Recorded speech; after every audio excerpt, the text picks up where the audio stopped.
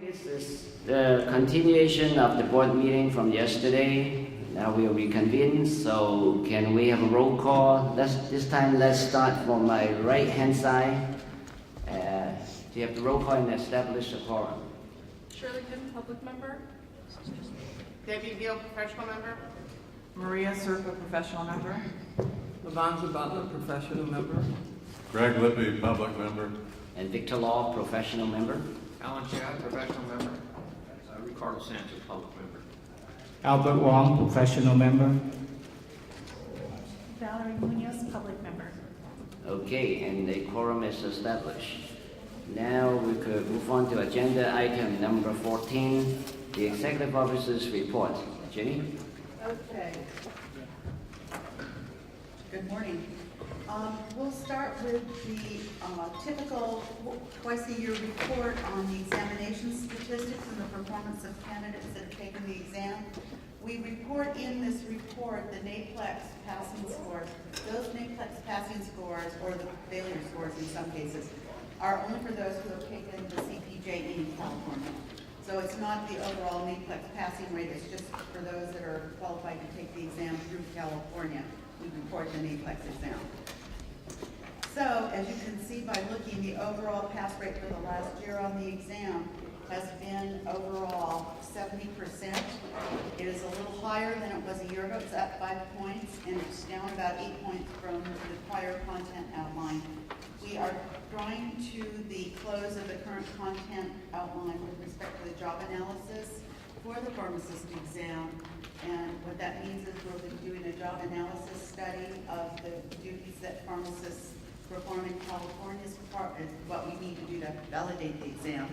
We're going to do this immediately behind what the NABP does and follow in their footsteps so that it works real nicely.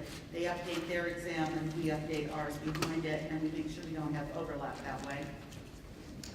So that will take place sometime in the next year. We've got a little time before that happens, but we're setting up for that now.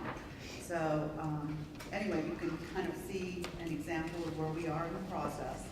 And you can see that over time, the pass rate has dropped from 80% to the current 70% overall for the CPJE.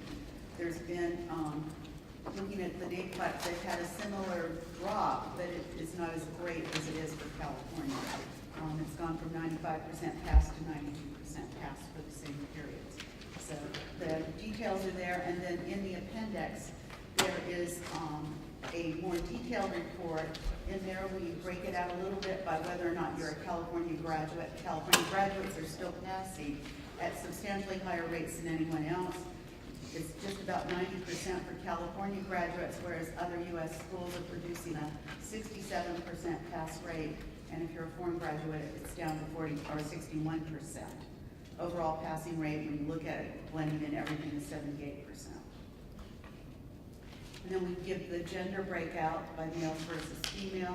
And then we do everyone's favorite report so you can see how your School of Pharmacy did. We break it out by the School of Pharmacy in the back on passing scores within the last year, and then also for the California schools separately, so you can compare and contrast our graduated one in California schools. And the deans typically spend a lot of time looking at these stats, or they used to. I'm not sure that they do what they once did. So it used to be big news. So any questions on the NAPLEX report or the CPJE report as well? Okay, we did test 2,100 people in the last year. That's a lot of people. Okay, I'm now going to go through some of the fun, exciting activities I've done over the last couple of months. One was at the end of September, I went to an FDA 50-state meeting. The real purpose of this was to put the states in the room with the FDA folks that oversee compounding and outsourcing nationally, giving us a chance to share information with them, and then with us, and then us with other states. And at this particular meeting, California's program, because we are doing more than a lot of other states, was very much highlighted. So we spent some time discussing the proposed MOU, which we'll talk about in just a moment, which would allow pharmacies that are doing compounding in California to ship up to 50% of their patient-specific products across state lines. if we sign an MOU. If not, the cap on that is 5%. But the real problem with that for our perspective, well, I'll just say that for subdivision E, which we're gonna get to in a minute. The other thing that I spoke about was our outsourcing regulation, and we are one of the few states that are regulating outsourcers. And we've been doing it now for we're coming up on 2 years. We've learned a lot. We've spent a lot of time getting training, and out of the first year's worth of stats, we denied approximately 10% of our applicants for outsourcers after we inspected them, which means that they were not, in our view, compliant with CGMPs, and they were not otherwise conforming to their own policies and procedures, which is a real problem. So we have worked real closely with the FDA to have them help back us up in some of this. The FDA actually registers outsourcers without an inspection. So they are set up to do business and compound or do their outsourcing without an inspection unless the FDA believes there's an at-risk inspection that's needed. In our case, we will not go into a facility, 1, until it's been inspected by the FDA, and 2, until we inspect it and it passes our inspection. So we have approximately 32 outsourcers outside California shipping in, and I believe we currently have 3 outsourcers in state shipping either within the state or outside. So, any questions? So anyway, we are definitely the leader in regulating outsourcers. I feel very safe to say and have had great support from the FDA in training us and getting us moving in the same direction. And when we deny an app, we actually sometimes have to rely on their expertise as well.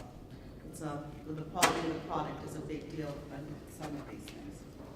Any questions on outsourcing or the FDA meeting? Okay, right behind that meeting, the National Association of Boards of Pharmacies did what they like to do, have all states in and bring their executive officers in so that we can share information across state lines, so we can see each other face to face and share information what's going on in our state. One of the things that I was asked specifically to speak about was the .pharmacy program, which I sit on, which is the means by which consumers can evaluate whether or not an internet site complies with state and federal law with respect to shipping and selling prescription drugs. 98% of the website, or I guess it's actually 96% now of the websites that have been checked out either don't require a prescription, or you don't know where the drugs are coming from, or they don't operate legitimately in terms of what the general requirements are for the U.S., and you don't know who you're dealing with. So this is one thing, the .pharmacy, it would be instead of .com, it's .pharmacy. So in order to use that suffix, it gives you a means to have some security in who the pharmacy itself at least complies with basic licensure laws, and you need a prescription. So that's one of the things that I've been working on with NABP for the last 5 years, and I'm grateful for that opportunity. Hey, Jenny. Yeah. Question for you. I love the idea, and I think we all know there's a big issue with these road pharmacies coming in from various things, various countries, sending in pills, and the .pharmacy suffix. I think is a great idea. Have we had any pushback from the pharmacies themselves? No. None. No. The ones, usually they're not going to pick a fight with the regulator because they don't want to be regulated. The ones that are compliant are compliant. The ones that don't follow the laws are out there and don't want the regulators' interest. So it's unlikely that they would be sitting there saying, we're going to continue to work out here without it, do something about it. The difficulty is you don't know where they're located. They could be anywhere. No, I just mean that from CVS, I don't know if it's an issue or not. If the website is CVS, .com, and then takes you to the pharmacy on the website, would they have to internally change the CVS branding and logos? And I don't know if that's extra cost. I didn't know it was an issue. It can be. Right now they've got a number, I've forgotten the actual number, but you can mask your location. CVS perhaps be one because they would have CVS.pharmacy, CVS.com. They both would take you to the same website. We have that for our website right now. If you put in .pharmacy, I think it's DCA. pharmacy, we actually have a link also Sure. where it will take you in, and you don't know the difference, it's just a different way in. Right. But you're right, and a lot of companies do that. Then there are even some of the manufacturers have websites where they dot asthma or things like that, so that they actually brand the disease state. And those, they can have a .pharmacy website if they meet the otherwise program requirements. Thank you. Not saying that very well. Yeah. Oh, I'm sorry. Oh, I'm sorry. Since we have done the roll call before Ryan came in, so Ryan, could you please introduce yourself first? Yeah. Ryan Brooks, public member. Thank you. Go ahead, you may go on. Right now, with the high cost of prescription drugs, there's a lot of interest again in encouraging consumers to go to international markets to purchase their medication, and that's fraught with risks. So this is one way that people that want to go online and buy their drugs can have some assuredness that something's going on that's safe, and drugs that at least meet U.S. standards. Okay. So I've talked about outsourcers and .pharmacy. And the other thing that I spoke about was our implementation of the law that took effect in January on suspicious drug orders, that where a wholesaler that is shipping a sudden spike of controlled substances or receiving a sudden spike in orders for controlled substances has to report to the Drug Enforcement Administration that a particular pharmacy or another wholesaler has made such a request. The wholesaler is expected not to fill the order if there's something unusual about it, and to notify the DEA. We put in a statutory requirement that they provide us with the same notice that provide the DEA. We've received hundreds of these reports since the beginning of the year, and we find that many of them are not particularly helpful. And so one of the things that the National Association of Boards of Pharmacy is looking at is finding some way to provide some meaning to this. In our case, we have a team of inspectors that look at the orders to make sure whether or not we need to go investigate or not. But not all states have those resources. Yes, I think I'm going to be asked a question. Holly Strom, pharmacist. Regarding the reports from the wholesalers and everything to the DEA, and them not being particularly helpful or having no meaning, perhaps there's a way, like when you go out of town, you notify American Express that you're going to be in Europe or whatever, and they don't cut your card off. So maybe, I don't know, you guys could propose something to the DEA and probably carry more weight than if I picked up the phone and say, look, is there a way that a pharmacy can, proactively notify you that, say, for example, they're taking on a hospice practice, that would make a big difference in the amount of controlled substances. So they could let the DEA know ahead of time, and the wholesaler, that this was happening, so they wouldn't, they wouldn't go into this. If the marketplace works right, that's exactly what would happen. Suddenly there'd be a spike, and they would advise the DEA. In fact, it becomes a notification system. Exactly. Yeah, if you pick up a new customer or a new, it would make sense. Those aren't the kinds of investigations we want to initiate, and I don't think the DEA does either. No, of course not. A sudden spike, and so in a perfect world, the communication between the wholesaler and the DEA, the wholesaler and the state regulator, would allow that communication to occur up front. The goal is to just put this information in front of the regulator or the DEA's eyes earlier on, so they can identify, oh, Victor's Pharmacy just bought 50% more oxycodone. Mm-hmm. What's going on? We're not going to ship this. Victor. And so he was That's why I'm rich. He's nodding. I'll go to Alan next. Okay. But again, we don't expect the wholesaler to ship it. Sometimes they do, most times they don't, and they just send the report, and that's the end of it. But we want to provide some meaning to this. NABP wants to try to organize the system a little bit, with or without NABP on this. The board finds this as a tool. It's not perhaps the most useful tool for us either, because a lot of times, if Victor buys an extra bottle of 100 oxy, that isn't noteworthy. Right. But some wholesalers are reporting sales as small as one extra bottle. So, and that's malicious compliance. There it's just, you know, okay, we'll I got it. tell everybody. All right, so there's a little work to do on that. Yeah, I think it's been a report the DEA's received for years that they haven't done much with. Mm. My assessment, not theirs. And we're finding that it's not quite as valuable as we thought it Well, was it a year doesn't ago. sound like it, Yeah. you know. All But right, part of thanks, this everybody. is to make it valuable or take away the requirement altogether. Right, well, okay, thanks. Thank you, Holly. Sorry. No, that's okay. Good example. Steve Gray, pharmacist. In interacting with the people that have these warehouses in some of the other states, and the DEA has visited them, the DEA has explained that it's more than just a requirement to have reporting of suspicious orders.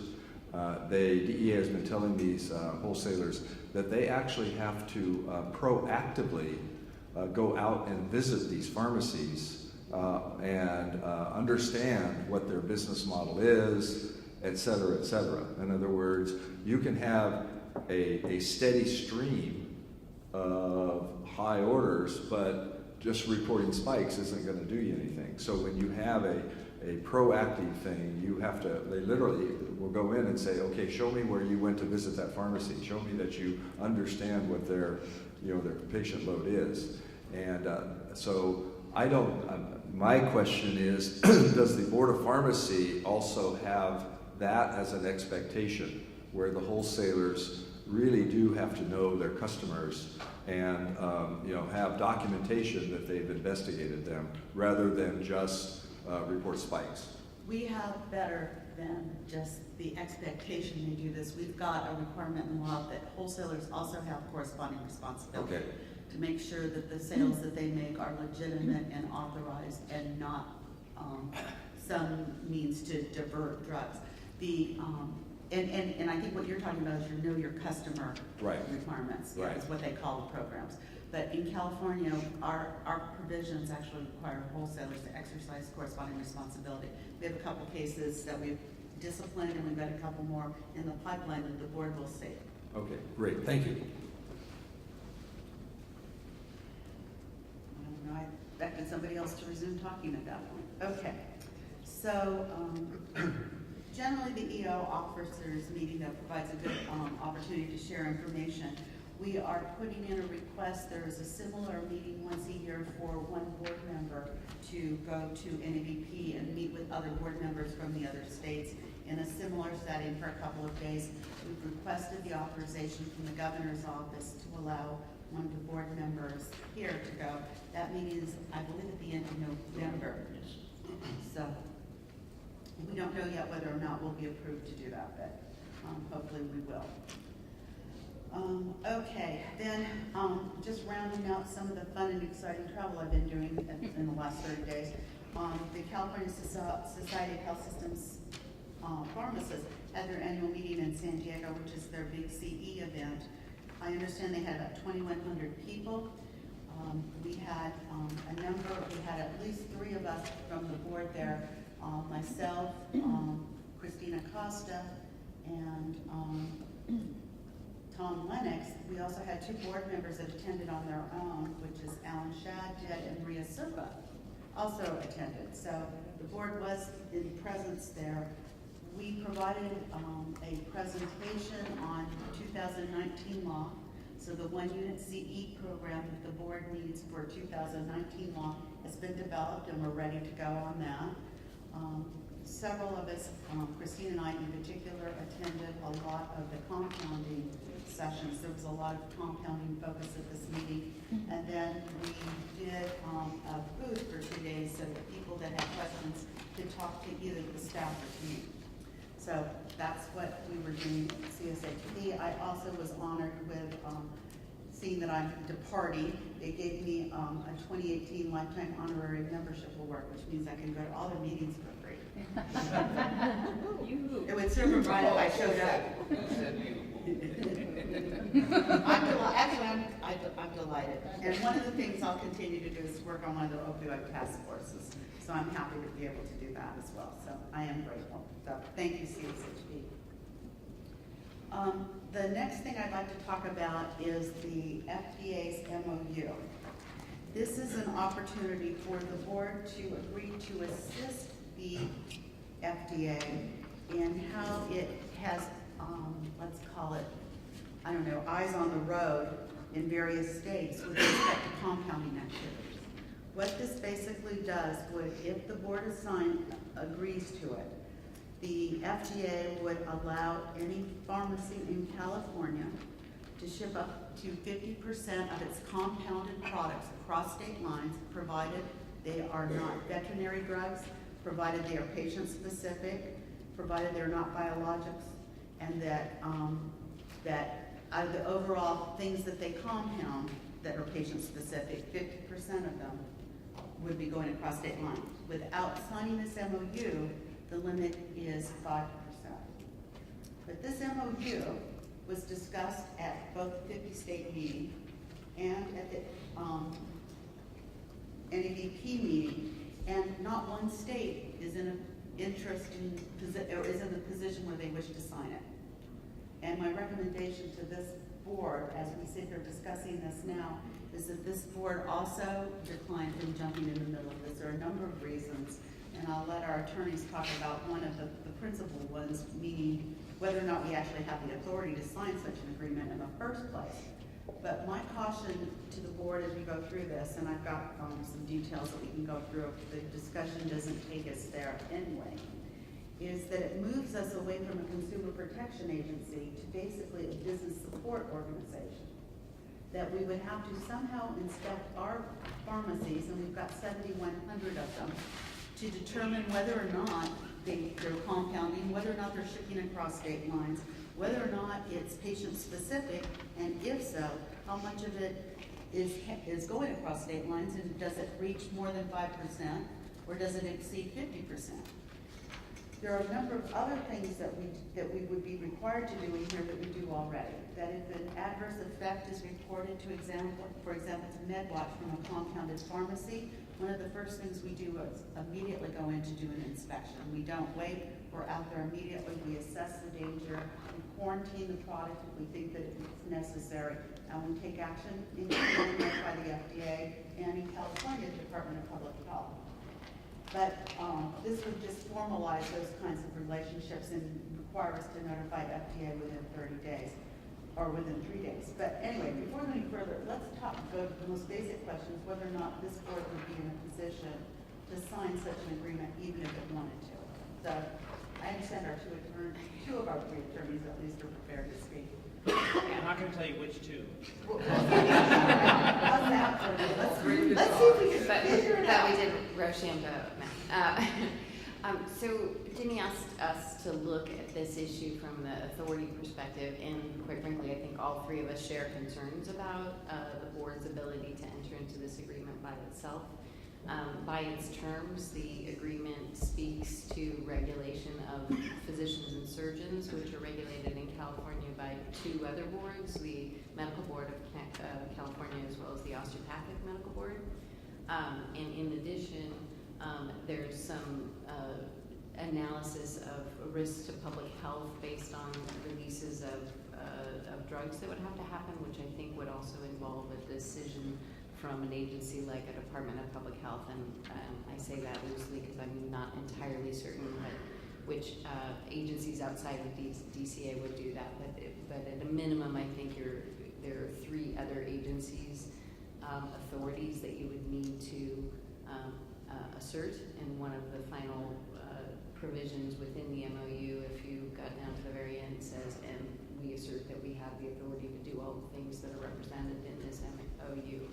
And so, in order for the Board of Pharmacy to enter into it, I think there would need to first be an MOU between all the agencies that, whose authority would it be implicated by this document. So, the Board of Pharmacy by itself, I don't think would be able to enter into this agreement.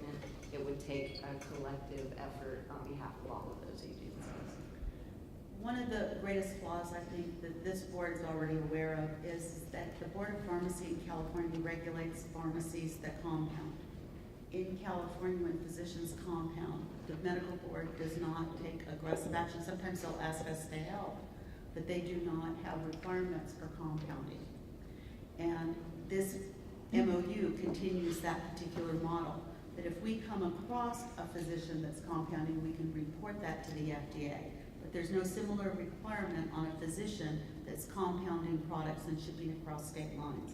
And I think it's a serious deficit in the public protection, because if we're regulating pharmacies so tightly over here, but yet physicians can continue to compound and ship across state lines without comparable enforcement, it's patently unfair among other things, and probably dangerous. So in either they do it or they don't. And so for this board to agree to report physicians will become across it, but there's not a similar requirement that the medical board initiate review and control over the compounders in their space, I think leaves inequitable public protection. So I will say that the medical board is interested in working with us to a degree on compounding. They had their board meeting last week. There was an opportunity for me to go, but unfortunately I had a personal issue where I could not attend. So that's something I think, though, that this board will continue to do. The medical board is very interested in working closely with us in this area. It's just I'm not sure that they're interested in regulating compounders in their space to the degree that we regulate pharmacies in ours. Okay, so when the FDA proposed this MOU, what kind of rationale do you have in the benefits for the state to sign it? Our licensees then could ship their highly regulated product across state lines. And instead of at 5%, it could go to 50%, which means we're basically empowering business to do increased traffic. But again, it's patient specific, and it's non-veterinary products, so it's limited market. And the definition, and there's a blue letter that was in front of you yesterday that came in and opposed to the MOU in part because they, instead of using the word dispensing, they use the word distributing, which means you're distributing to doctors' offices. And that we know as a course of regulation that when pharmacies ship to doctors' offices, it can be patient-specific, but more often than not, it's outsourcing, or it's being done in the physician's name or the physician's spouse's name. And that is a problem. So do we need to act on this? My advice to the board is to just sit and watch what's going on. At this particular time, we've got real serious concerns from our attorneys about whether or not we even have the authority to sign such a document in the first place. So you don't think we should reject it based on that at this time? I think that's the single greatest reason you can deny it, but I think the board needs to recognize that there are a number of other reasons, all of which are bulleted in my report here, in part because why are we doing this? Why are we setting this system up? This is the FDA space. If they want to regulate interstate commerce in this fashion, why should we reprioritize our enforcement program to get in to inspect those 7,100 pharmacies annually? Well, also, one of the onerous highlighted things you have is the states will collect information regarding, did you read that? Yeah. The total number of prescriptions, number of states that the compounder is licensed or ships to, the results of the last state inspection of the entity, tons of information that we have to collect for no gain whatsoever. So basically, we don't have to act, we're just not going to sign it. Yeah. Well, yeah, and the section that Mr. Shad just pointed out, that's data we have to collect. We have to submit to the FDA, and then they determine whether or not they're going to act upon it. Okay. Unless there's one of these, the horrible events occurs, in which case we'd already be notifying the FDA if this happened. So it doesn't seem to, there doesn't seem to be much in it for the board or for the public in California.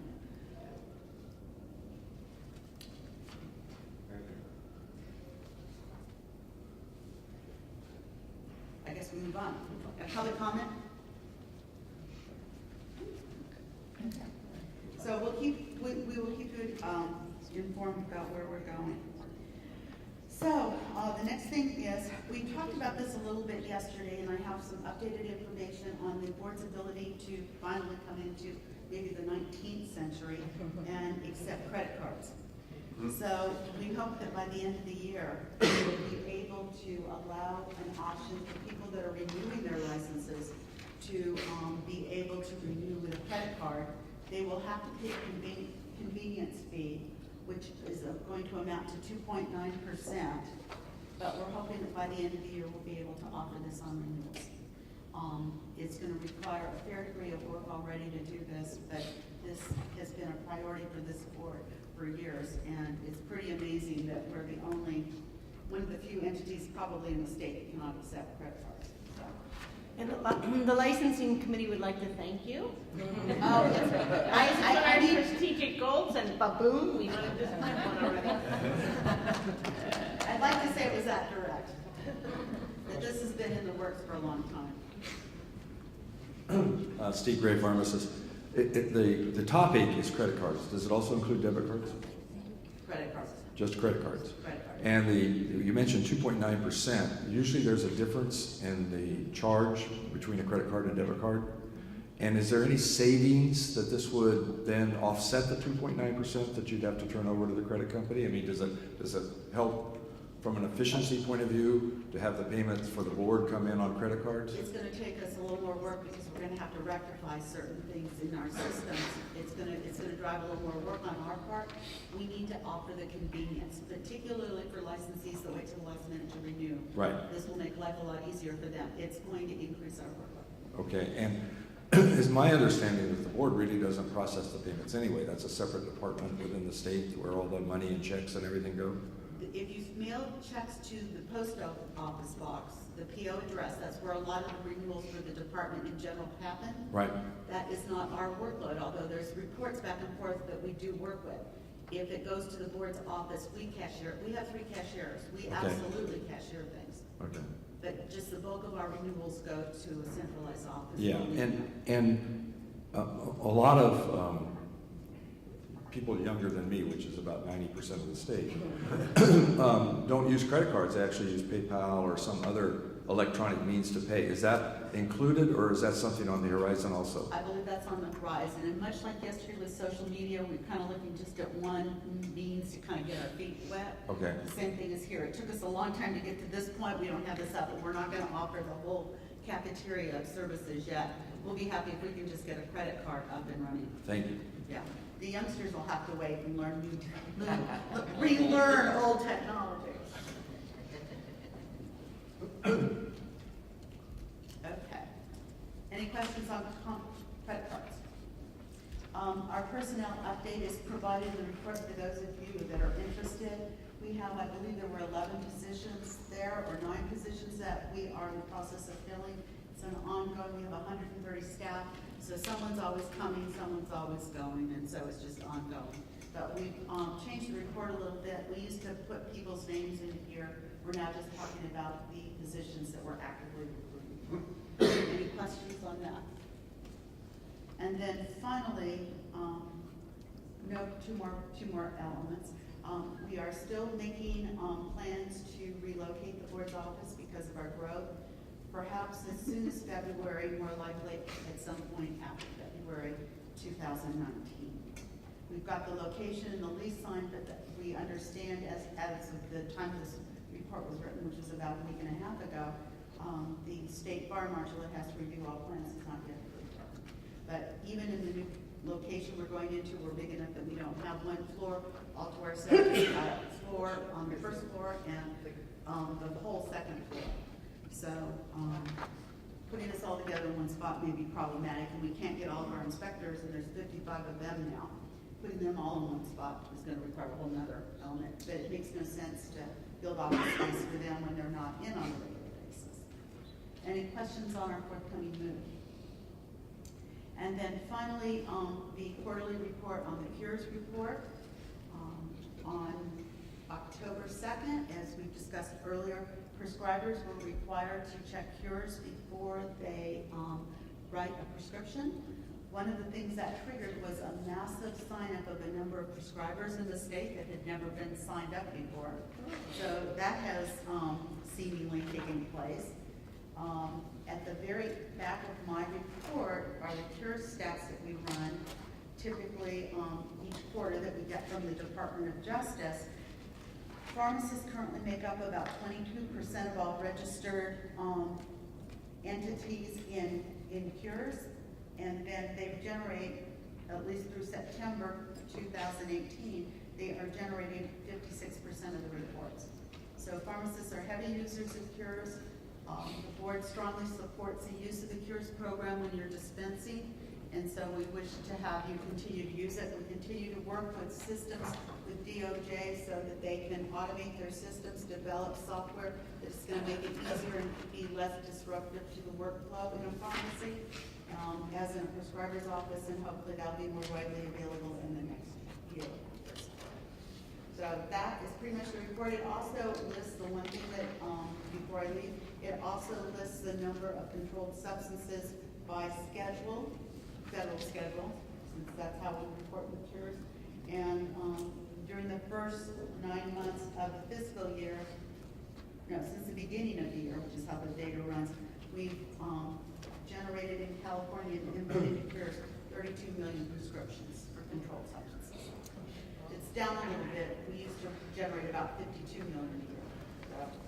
So it's down. So any questions on my report? Okay. Okay. Well, thank you very much.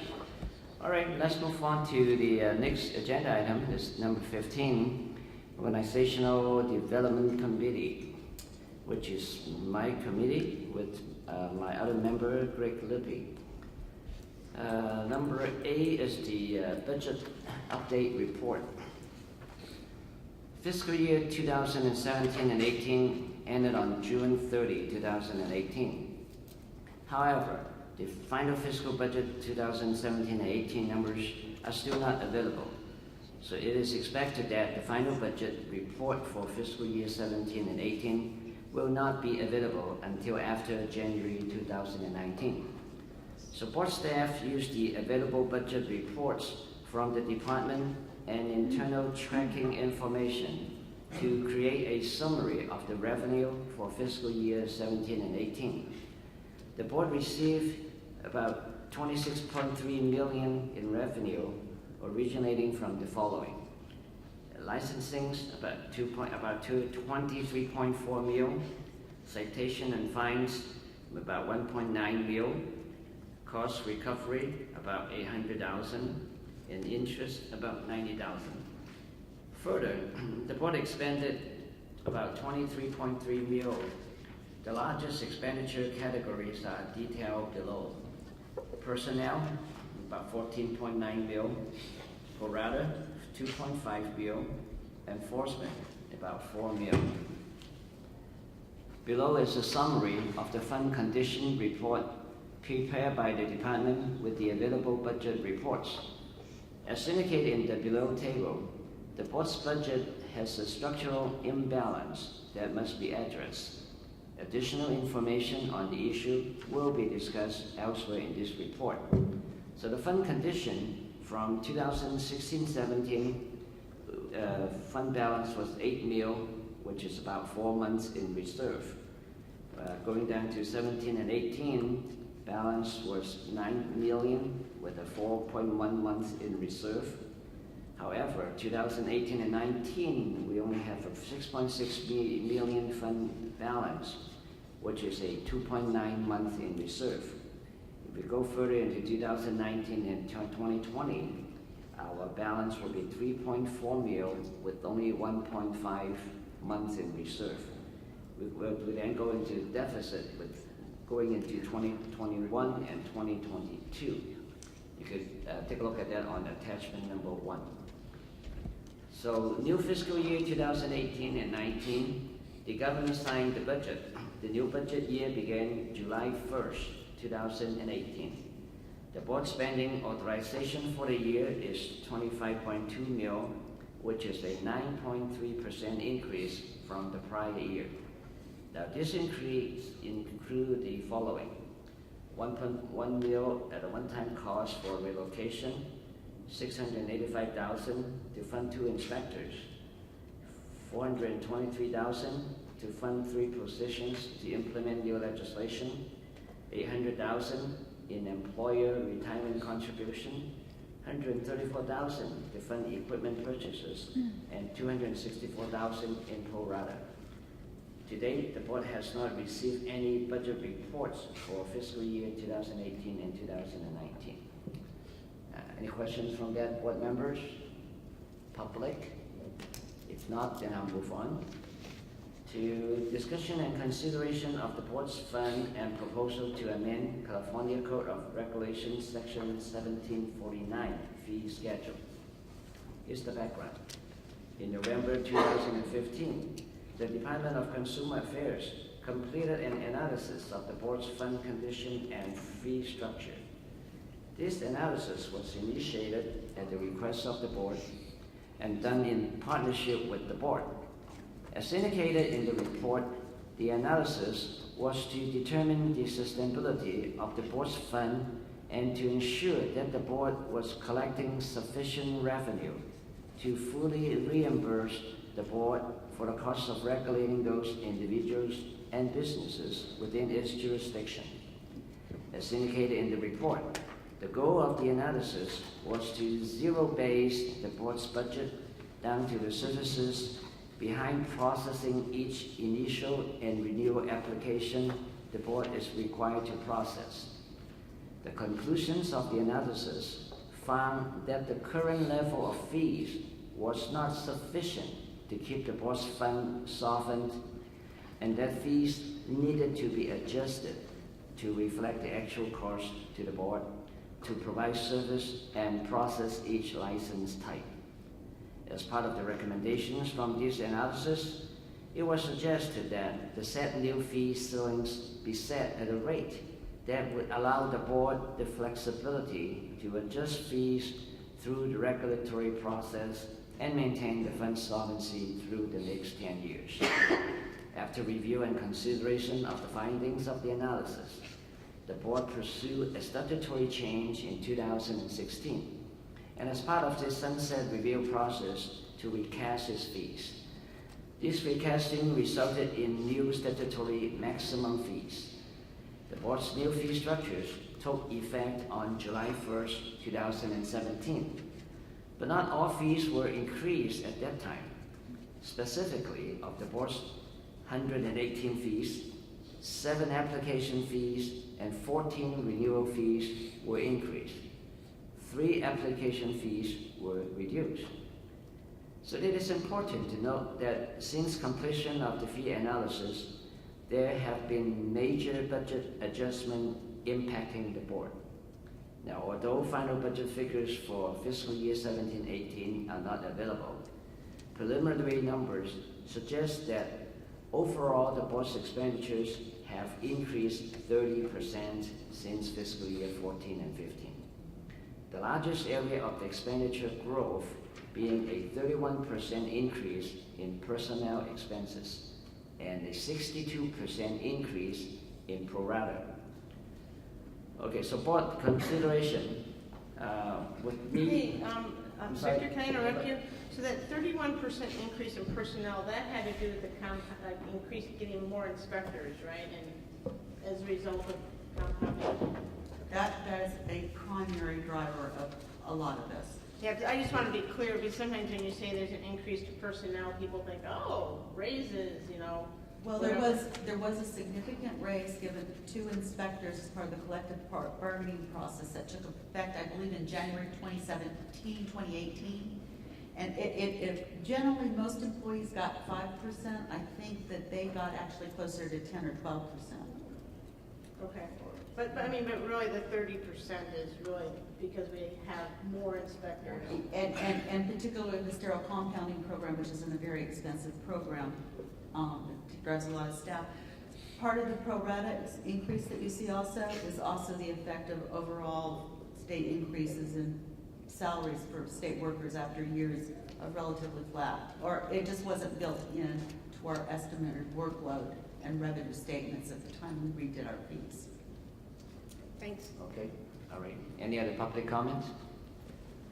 All right, let's move on for board discussion and consideration. So, with my approval, the board staff worked with Vice President Lippy to assess the current state of the board's fund and determine what, if any, action is necessary.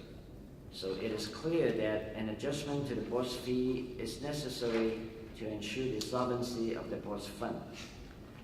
It is recommended that the board again consider a conservative approach to raising fees. Staff, along with Vice President Lippy, recommend that the board consider 1. Raising fees to the statutory maximum levels for all sterile compounding and outsourcing facilities. 2.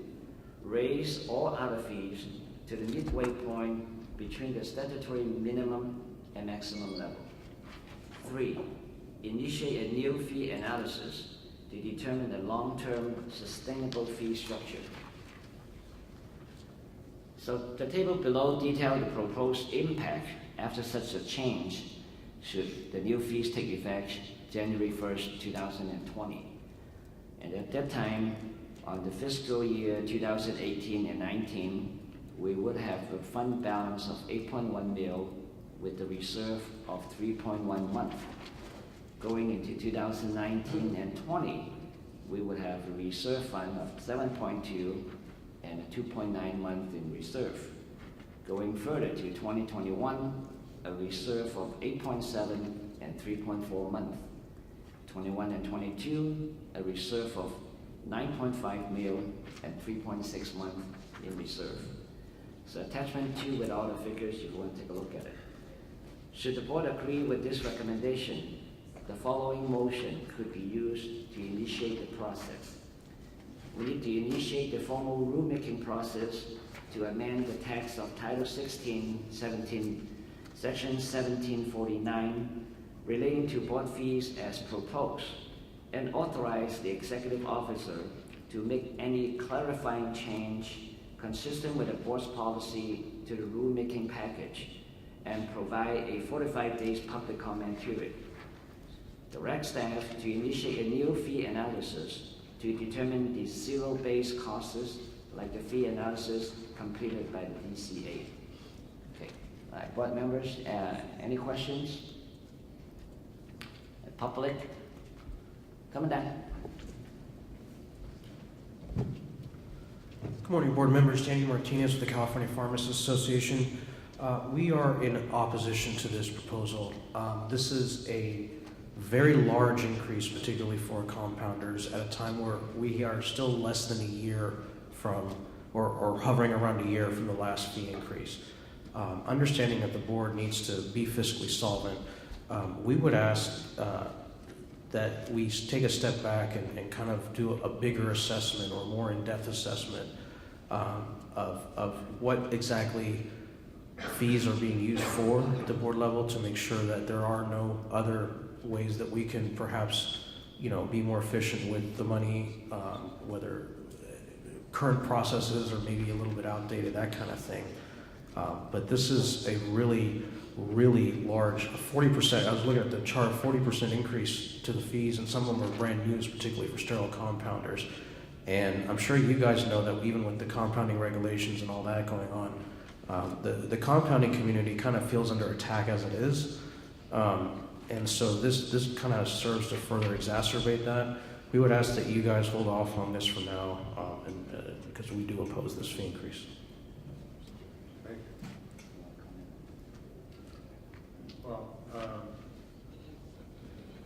Well, we looked at it very carefully, and as you acknowledged, the costs have gone up considerably and primarily related to compounding. So,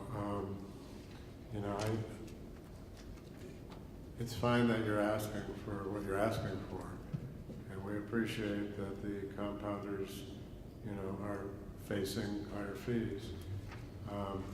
I just, at this point, after analyzing as much as I've done, I don't see any way out of it. So Craig and Victor, it seems that we need to make some sort of adjustment to the fees for fiscal reasons. Correct. And I believe, just from prior board meetings and everything, that compounding is the one license that is probably the most expensive license for us to take in, review, evaluate, monitor, inspect. And so that's why we kind of are trying to, instead of making everybody pay, we're trying to but the Right. fees were, Well, everybody is gonna pay, I mean, it's just a different level of increase. The level of, other than the compounding, is midway between the minimum and maximum. The compounding goes to the maximum. And that's because of the extra efforts involved in And it. especially. I mean, I'd rather not raise any fees. That's exactly what I agree with Greg Lippy, because especially when we at the enforcement committee take a look at all the cite and fines, we tend not to punish people for a lot of heavy fines. In that way, the amount of fines is going to reduce. So that would cause a little more deficit into the budget, because some of the fines will be significantly decreased. So I mean, you can win either way. Right? So let me address that real quick. We at CPHA have felt that there is a shift, particularly on the enforcement side, to be less punitive, and we are seeing that, and we're very, very appreciative of that. We know that there's still some more that needs to work in order for the community really to start trusting enforcement and the board itself. But in that, there's, in our opinion, there's still not enough of a shift to where we can say, yeah, this board is not punitive against, compounders. Inspectors are not being punitive. We can't say that yet. We're getting there, and this fee increase, particularly for compounding, I understand that it's one of the more expensive areas to regulate, but this doesn't help in that. And one of the things that I personally have been trying to do is to bridge that confidence from pharmacists and from the compounding community to further interact with this board in a way that it hasn't in the last few years. And, I get the fiscal realities of where you guys are. I just think that perhaps, and understanding also that the rulemaking process takes a long time, there's going to be a public comment period, and understanding all that. What I'm saying is that this is something that, frankly, we feel that we should work together on to kind of come up with a joint solution on this. We'd like, the opportunity to perhaps read. I haven't read the DCA analysis yet, but it seems really, really soon, I guess is the word I would use, after the last fee increase. And, for me to hear that some of that fees went into raises for staff, which whether they deserve it or not is irrelevant. That is a little bit concerning to me, because now we're asking sterile compounders to pay more that perhaps can go into staff salaries, and that's concerning. I mean, I'm just going to be honest, that's concerning. So I would like the opportunity to step back and really do an in-depth analysis of this, and perhaps maybe even during I kind of read the tea leaves, know where this is going, but during the comment period, the board can really take our comments and wishes into account, and perhaps we can offer an alternative solution in the interim to perhaps not impact particularly compounders as much. We'll certainly, assess your comments and so on during the other, I guess if I could ask a clarifying question, because I know I've asked this in the past, but I guess in the report, you guys do receive some state funding, is that correct? Zero. Okay. We are totally fee supported. Okay, so has this board, I know they've had it in the past, have they considered going back to the legislature perhaps and asking them or advocating for state funding to cover some of this? And the reason I say that is because the board has the responsibility of consumer protection. Those consumers include taxpayers. And I think, it's very reasonable to assume that a regulatory agency such as this should get some sort of state funding, particularly in the midst of an opioid crisis, where this board is actively trying to protect folks from habits that are destroying their lives and destroying the lives of their family. I think there's absolutely a case to be made that we should advocate for state funding to fund some board activities. I'm just wondering if that's been talked about, if that's been seriously considered, You know, speaking on behalf of CPH, I don't know where we would necessarily do with that, but just something, you know, something that I'm thinking, is that a possibility to address this fiscal shortfall? Well, I would say this, and I think coming from the legislature, you certainly understand. Yes. Any possible drain on the general fund is a huge load to overcome.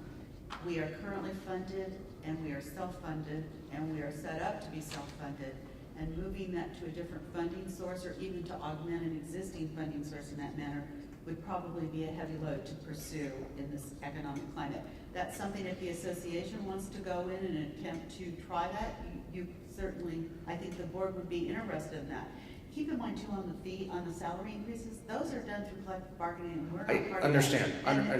And the timing was bad for us because we had just built a program-based cost system. Right. On how much it costs to deliver services. Right. And then having those, and especially the substantial size of them. Right.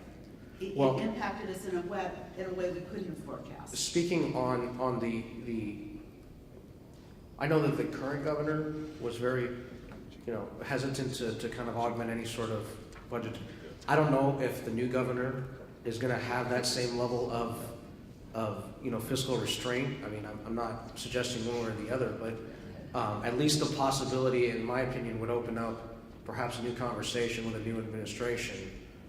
I don't know if they're willing to entertain it, but I think that's something that we should at least explore before deciding to raise fees by 40% on compounders in California, and then, you know, halfway through all the other licenses. Just like I'm saying, something to consider. I just don't want the first gut reaction to be, we raise fees once, we you know, less than a year later we're asking for it again, you know, and how do we know that next year you're not going to come back and say, well, the analysis that we did last year actually wasn't right and we need to raise it again. That's really what we're trying to prevent. Well, once we get to the maximum, we can't do it. Well, but you're not at the maximum on most of these. No, we would be on the compound. Well, I'm saying on the compounding, but on the other ones, you're only at the midway point. Correct. And that's what we're saying, is that we don't want to come back next year and say, well, we had this plan and we had the numbers that say that for the next 4 or 5 fiscal years we were great, but it turns out that was wrong, so we need to take the rest of the fees and put them at their statutory maximum. So, thank you. Right. Thank you, Dan. We'll take into consideration. Any other public comment? Board members? You know, I think it would be, considering that we've just recently had a fee increase, and a substantial one in some cases, you know, I'd like to see a chart with the past fee, the present fee, and the proposed fees, so that we can get a good picture of what we're talking about here. You know, I don't care about the total, etc., but just the exact fees, so that we can see, does this look reasonable or not? I think we'll be better attacked or defended. So you want to table it and all that? Yeah, I think that'd be good. That would give us a chance to get a feel for it. I mean, tabling it for a while won't make a difference. Is that accurate? Well, you're delaying, every You're delay, delaying the process. which means our deficit will grow fast. We'll reach deficit condition sooner. That's all. But yes, we're not going to be in deficit sooner this year, I think, because our deficit is, we're not going to get there for a few years. Right. So. I would support that also. I would support that also. Right. What? I would support delaying also to support probation. It's not going to have a big impact to us. Yeah. Albert? Yeah, can we get some comparison from other like medical boards, see what the fee structure is? Yeah, we can give you those. Sure. Okay, so we'll table it next time. In the meantime, provide everybody with whatever they need on the board. Great. Okay. All right. Then move on to another item. Agenda number C, board member reimbursement and attendance information. Board members may seek reimbursement for travel expenses and per diem payment. It is important to note that these figures only represent hours and travel expenses where reimbursement was sought. it is not uncommon for board members to waive their per diem payment or only request partial reimbursement of travel expenses. So all the records are shown on the attachment number 3, if you want to take a look at it. And that's it for the Organizational Development Committee report. Any other questions from board members or public? Seeing none? Okay, let's move on with the agenda. Item 16, Executive Officer Recruitment. Update regarding recruitment efforts. Me and Alan were part of the selection committee, so we put the we worked with the HR of the DCA to put on the posting of the job vacancy. It's been out there for a month and we haven't had much response, so I extended that for another month. After that, then we will find the right candidate, and me and Alan put the interview down and bring to the full board for interview. But When you say not much response, how many applications? Actually, right now we have 2 applications. Internal, external, or both? External. So I would recommend you not speak about the specifics. Those are, in terms of the numbers don't bother me, but I think where people are coming so from, I we've think had that's... 2. And we've advertised in all the appropriate places. Yes. Yeah. Yes. Okay. So we will keep you guys updated once we have more information. Any other board members comment? Public comments? Okay, seeing none, let's move on to another item. Discussion and consideration of appointment of an interim executive officer. Actually, this item, we will defer that later into closed session, so that way we don't have to do it in the public session. And then we can move on to the next item. But before we do that, why don't we take a break before we move on to the Legislation Committee report? Let's take a 5-minute break.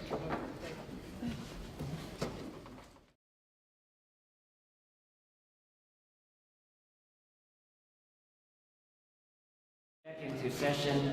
We'll move on to the next agenda item is the Legislation and Regulations Committee report. Chairperson is Greg. Okay, Greg. Okay.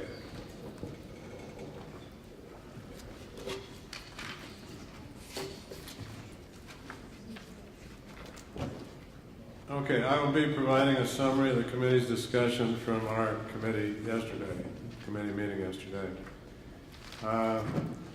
First, this year the board sponsored 1 measure and was the originator of 5 additional measures. With one exception, all measures were enacted. Unless otherwise specified, the provisions will take effect January 1st, 2019. Our committee did not take any action on those measures because there was no need to. AB 1751, Chapter 478 Statutes of 2018 allows the Department of Justice to enter into an agreement with an entity operating an interstate data sharing hub for purposes of interstate sharing of controlled substances reporting information. This measure also requires DOJ to promulgate regulations no later than July 1, 2020, outlining access to and the use of information within the Controlled Substance Utilization Review and Evaluation System, also known as CURES. AB 1752 didn't make it, so I didn't discuss it at committee, and I'm not going to discuss it now either. Oh, yeah, we can have a comment. Well, actually, I'm going to talk about it a little bit later, but come on. Oh, okay. The 1752, as you know, was, I believe it was the one that would have added Schedule 5 to the reportable. Yes, and within one business day. Right. Real important provision. It's interesting that if you check the statistics in the CURES database now, there are over 300,000 Schedule 5 prescriptions in the CURES database. Mm-hmm. Then the law doesn't require that. So then we have that whole issue about privacy rights and so forth that I was referring to. So my point is there is data there, and maybe that data could be used to help justify the next time around that it's good that that data is there because we've used it to identify some problems. I just wanted to remind that might be a good use of that data that's already there. Thank you. And as you mentioned, there will be a next time around. Yeah. Hopefully. Well, we're going to try to make it anyway. AB 2086, Chapter 274, Statutes of 2018, allows prescribers to request a list of patients for whom they are listed as being the prescriber in the Cures database. As part of our discussion, the committee received public comments inquiring if pharmacists as prescribers are required to check the Cures system similar to a prescriber's obligation. All present were advised that it expected that pharmacist prescribers should be held to the same standard as other prescribers. Any comments? Okay. AB 2783, Chapter 589, Statutes of 2018, reclassifies specific hydrocodone combination products as Schedule II controlled substances, making California law consistent with federal law. AB 2789, Chapter 438, Statutes of 2018, requires by January 1st, 2022, all written prescriptions issued by licensed prescribers in California be issued as an electronic transmission prescription. By January 2022, all pharmacies, pharmacists, or other practitioners authorized to dispense or furnish a prescription must have the capability to receive an e-prescription, with certain exceptions. The exceptions include any medication listed in Health and Safety Code 11159.2. This exemption applies to prescriptions written for hospice or terminally ill patients. Second exception, technological electrical failures. Third, prescription that will be filled outside of California. 4, hospital pharmacies where 1, patient resides outside of California or outside the geographical area of the hospital. 2, indigent or homeless patients. 3, prescription issued when a patient pharmacy is closed. Next exemption would be for veterinarians. Next, eyeglasses or contact prescriptions. Prescriber and dispenser, where prescribers and dispensers are the same entity. And where the prescription is not covered by National Council for Prescription Drug Programs, the script standard. Next, SB 1447, Chapter 666, Statutes of 2018. This bill is sponsored by the Board. The measure replaces the Board's current automated drug delivery system, ADDS, registration requirements with a licensing program that recognizes the different uses for such a device. The measure establishes definitions for the 2 different functions of ADDS as automated unit dose system, known as AUDS, used for administration, and automated patient dispensing system, known as APDS, used for dispensing directly to the patient, as well as establish the requirements for each. Specifically, effective July 1, 2019, this measure prohibits an ADDS from being installed, leased, owned, or operated in California unless specified requirements are met. One requirement specifies an ADDS license will only be issued to the holder of a current, valid, and active California pharmacy license. The bill expands the locations for placement and operation of an ADDS to specified locations, including the licensed pharmacy that issued the ADDS license, a licensed health facility, a licensed clinic, or a specified medical office. Further, this measure requires a pharmacy that issued the ADDS license to own or lease the ADDS machine and own the drugs and devices located within it. The chapter requires the pharmacy to supervise the operation of the ADDS. This measure details specific stocking and transfer requirements for the ADDS, requires the pharmacy that issued the ADDS license to provide training on the operation and use of that ADDS to specified individuals, and requires the pharmacy to complete periodic self-assessments. The bill requires additional conditions for APDS that are used to dispense medication to patients. The bill authorizes a pharmacy inspector employed by the board to enter the location or proposed location of an ADDS to inspect the location pursuant to these provisions. Lastly, the measure requires the board to report to the legislature regarding the regulations of ADDS machines on or before January 2024. As part of our discussion, the committee heard public comments in support of the legislation. Further clarification was sought as to how this legislation applies to a prescriber's use of an ADDS as well as clinics' use of ADDS. Those present were advised that a prescriber using an ADDS for dispensing to his or her patients directly would not require licensure. Public comments also asked about why ADDS are not allowed to be used in emergency departments.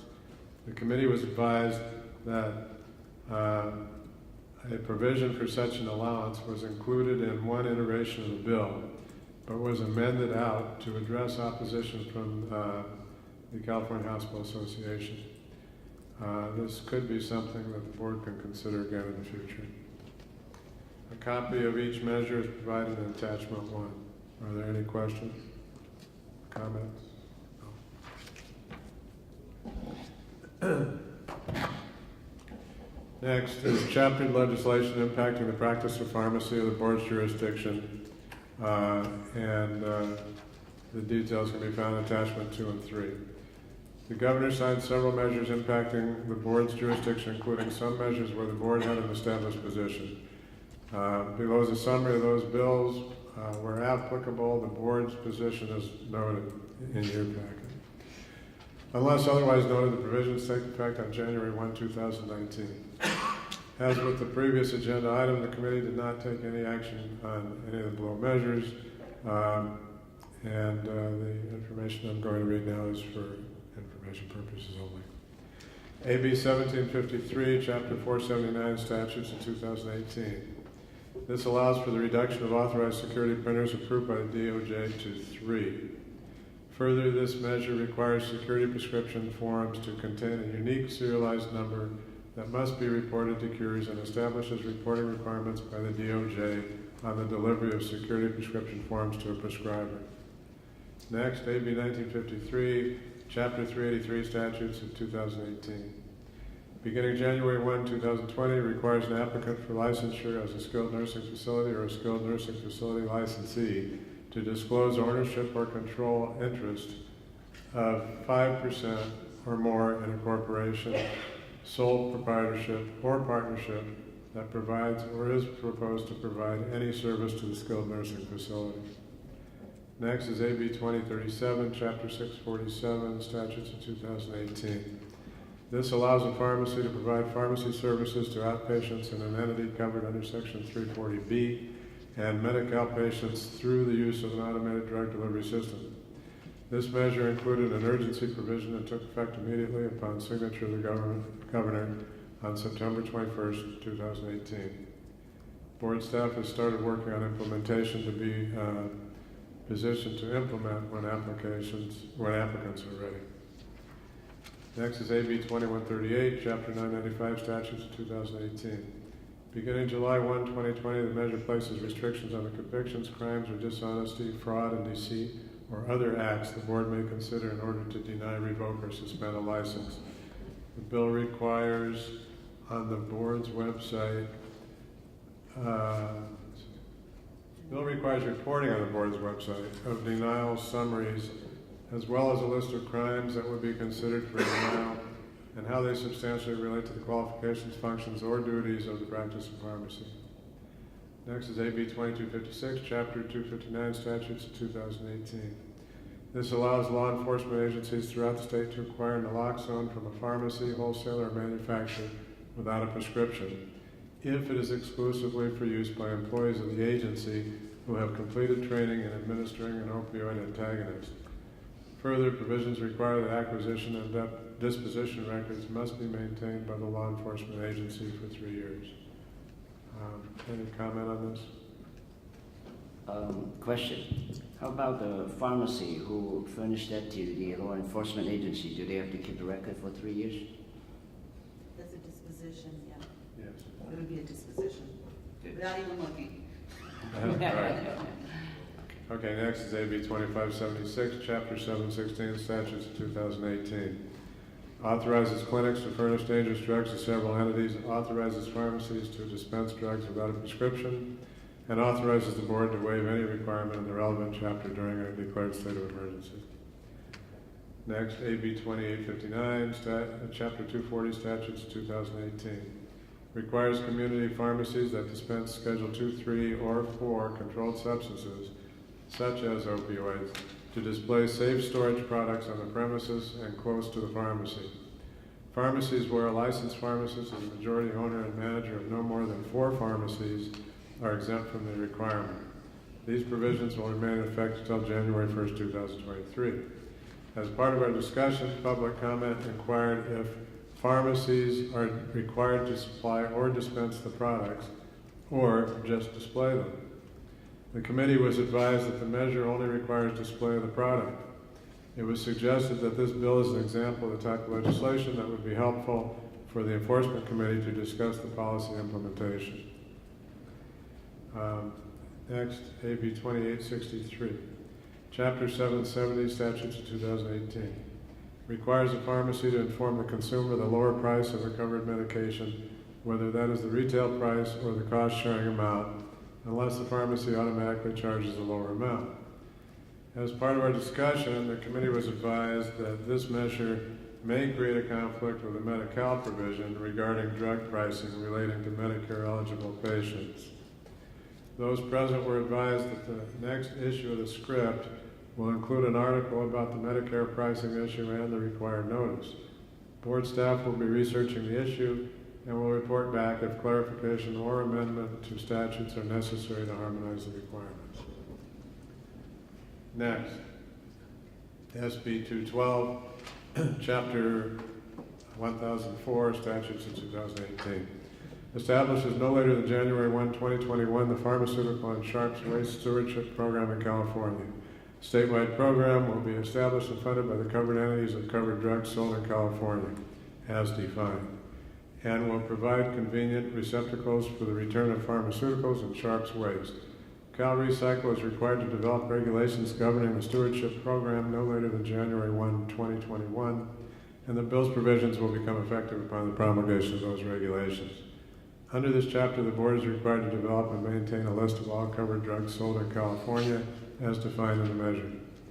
Further, the board is required to review each stewardship plan for compliance with applicable federal and state laws governing drug take-back programs. It cannot be known at this time how many stewardship organizations and resultant stewardship plans will require approval by staff. Board staff will be required to work in collaboration with Cal Recycle for the establishment and enforcement of the program. As part of a discussion, the committee was advised that the policy goal of the measure was to secure permanent funding for pharmaceutical and Sharps waste disposal.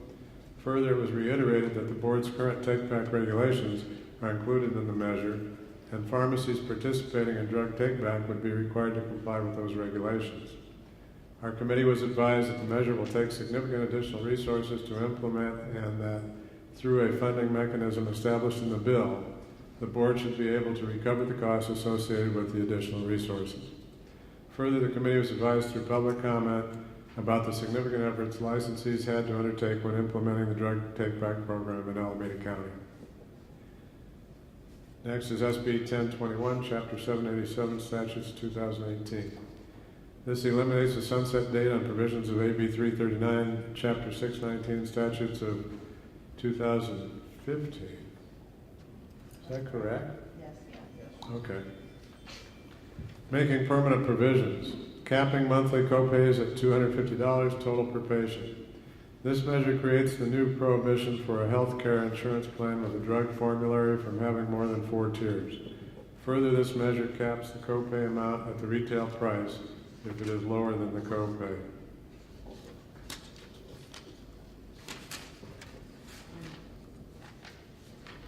Next is SB 1109, Chapter 693, Statutes of 2018. Requires continuing education for prescribers on the hazards of opioid use.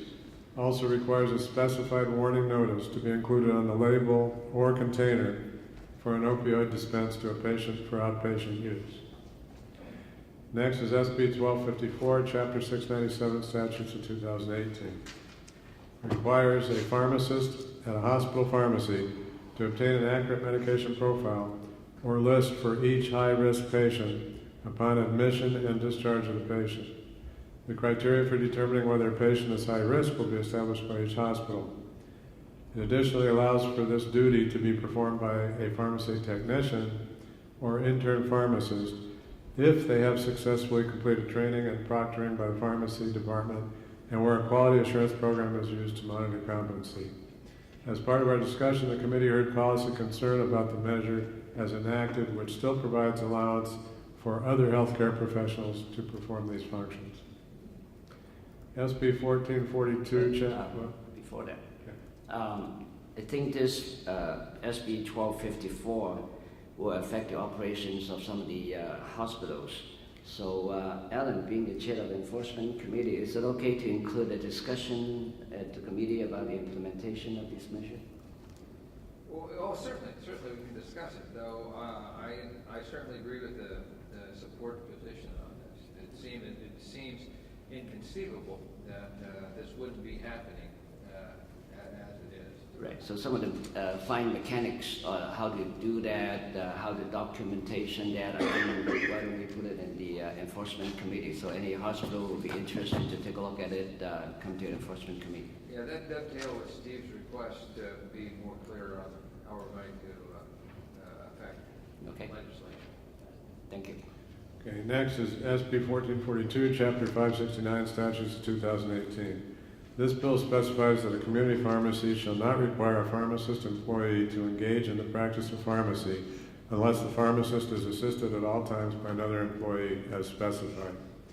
As part of our discussion, the committee discussed that hospital outpatient pharmacies are exempted from the staffing requirements. Attachment 2 contains a copy of the chapter language for each. Attachment 3 includes a compilation of changes to relevant sections of the Business and Profession Code, Health and Safety Code, and Civil Code. This information will also be posted to the board's website.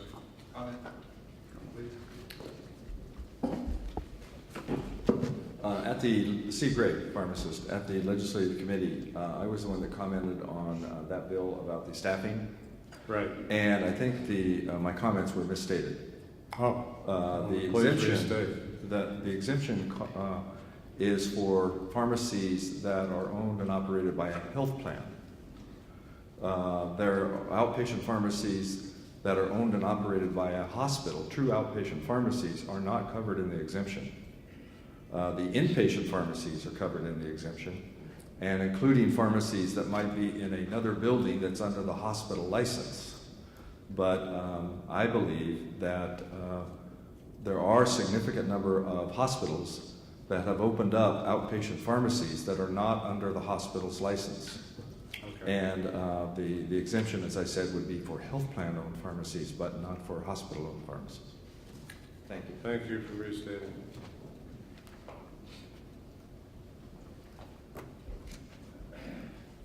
Okay, next are regulations for discussion and consideration. Now, comment? Yeah. I'm sorry. Steve Gray again. I noticed that, got the number here. I believe it was Bill 315, AB 315 by Assemblyman Wood was not included in the discussion or discussed, but PBM, oh yeah, that's right. right, but it contains also language that requires the pharmacist to let patients know about the lower price, and requiring pharmacists, if the patient does pay cash or credit card or whatever you want for the lower price, that it be submitted to the health plan in the ordinary fashion, and the health plan has to take it. So my point is, I think that I would suggest that the staff or the legislative committee also look at that one, because that one actually was more controversial in many ways, and the newsletter and so forth should explain, you know, what impact that one has, in addition to the other one that basically does the same thing. Thank you. Should have been. Well, I'm sorry. Yeah, we overlooked that. It should have been included. Should have been. It was signed by the governor. Yep. Yeah, thank you. You didn't bring it up yesterday. You're supposed to know these things. Thank you, Steve. Okay, next, on the regulations, what we did yesterday, because it's really just for information, and it's all in your packet, we decided not to detail every one of them. And if there are any questions related to these regulations, please let me know. Danny? I'm not exactly sure, but does DCA let staff know any particular timeline on when they expect some sort of action or any of that? 'Cause I noticed in some of the items it says that there's an official review going on, and others that it just says that it's been submitted for pre-notice review. Those are relating to different parts of the review process. Okay. The department was working on timeframes for what you can expect, but that isn't completed as I'm aware of it. Okay. And if your point is the process is taking too long, I think I No, would no, agree. well, I mean, yes, the process is taking too long. But I guess I'm wondering if they've changed anything from the past presentations that they've given to the board on their timeframes, if they've actively taken any steps to say, you know, we're going to let you know when we're doing X, Y, and Z, or any of that stuff. Part of it is incumbent on us to make sure that the rulemaking file continues to move and it doesn't languish too long. Okay. And you do that by making inquiries about what's going on. Public displays like this about how long something's been in review are also helpful in that regard. Okay. But the department was developing a general time frame so that there'd be an expectation built around how long each block in this would take. But to my It's knowledge, they still haven't not complete. completed it Okay. yet. All right, thank you.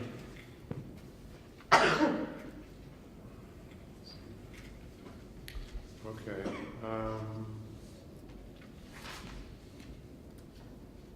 Next is review of pending legislative proposals previously approved by the board. This is in attachment 7. Amend Health and Safety Code Section 11165 to include Schedule 5 controlled substances in the CURE database and reduce reporting requirement time frame to 1 day. As indicated previously, Assembly Bill, well, it's not indicated because I didn't talk about it, but I did say that Assembly Bill 1752 failed, and this is about us potentially resurrecting it. The measure was intended to expand CURE's reporting to include Schedule 5 controlled substances and reduce the time frame for reporting to the CURE system to 1 working day. And as part of our discussion, the committee received public comments suggesting that the board also consider the rescheduling of controlled substances in California to match the federal schedules. Further public comment suggested that pharmacies that inadvertently report an item that is scheduled in California but not federally may result in a HIPAA violation. The committee was cautioned about the challenges of attempting to reschedule some controlled substances and learned about some recent experiences in seeking to reschedule hydrocodone containing products. Further, DCA legal counsel clarified that inadvertent transfer of information to CURES does not constitute a HIPAA violation. Was that stated right? No, I mean, you're the one who brought it up, so. I think it's, the HIPAA doesn't establish a violation if the practitioner's reporting information to CURES. Okay. Because it's not the, HIPAA deals with certain parties, and Right. we believe that DOJ is an exception. Okay. Thank you. Next, amend Business and Professional Code Section 4200 relating to the examination score validity period for the North American Pharmacist Licensure Examination, also known as NAPLEX, and CPJA.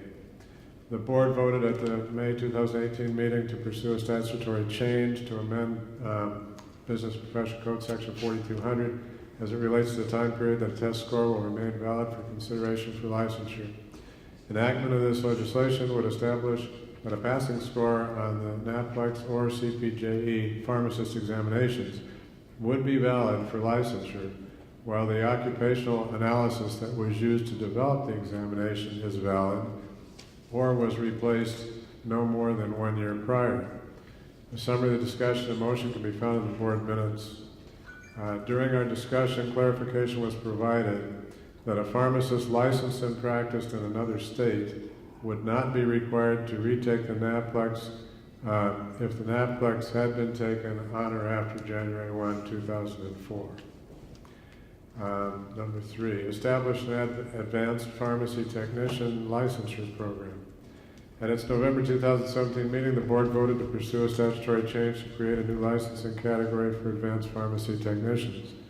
This proposal establishes APT as a new category requiring licensure, outlines the requirements for licensure, and details the duties that APTs may perform in different settings.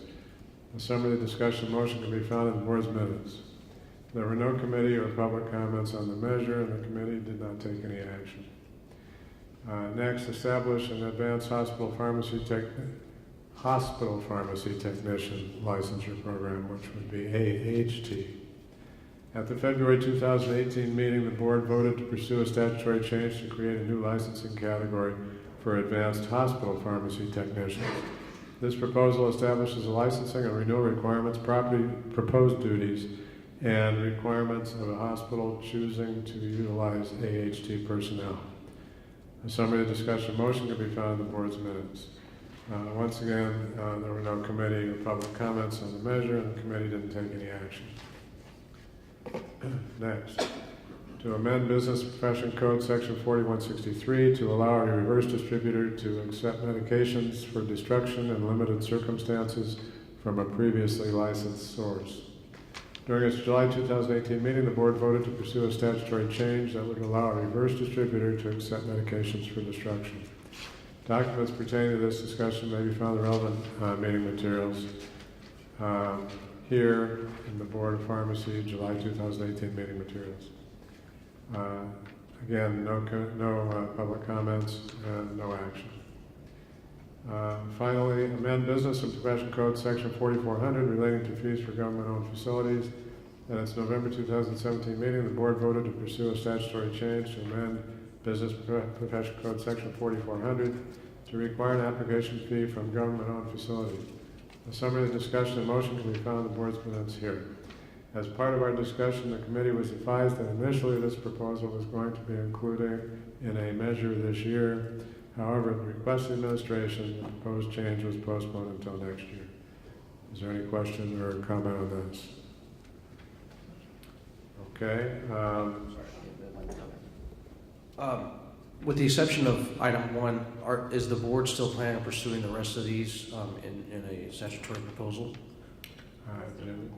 All of these? Yeah, so I know that number 1 is say that there's a... Yeah, we're going after that one, right. Yes, That's so 1756. 2 through 6, are you also still pursuing that? They've been approved by the board to move forward with legislative remedies. Okay, I was just asking because that wasn't clear, Yeah. so, okay, thank you. Thank you, David. Okay, future meeting dates, January 30th, 2019, May 7th, 2019, July 24th, 2019, November 5th, 2019. That's the end of my report. Thank you. I feel like I was selling cars and I just gave you all the information in a 20-second response. Thank you. Thank you very much, Greg, for your hard work. And now, the board will go into closed sessions matters, and we will reconvene to adjourn after the closed session matter is finished. So I'd like to thank you all for coming to the meetings, and you guys could be dismissed. Thank you. If I may.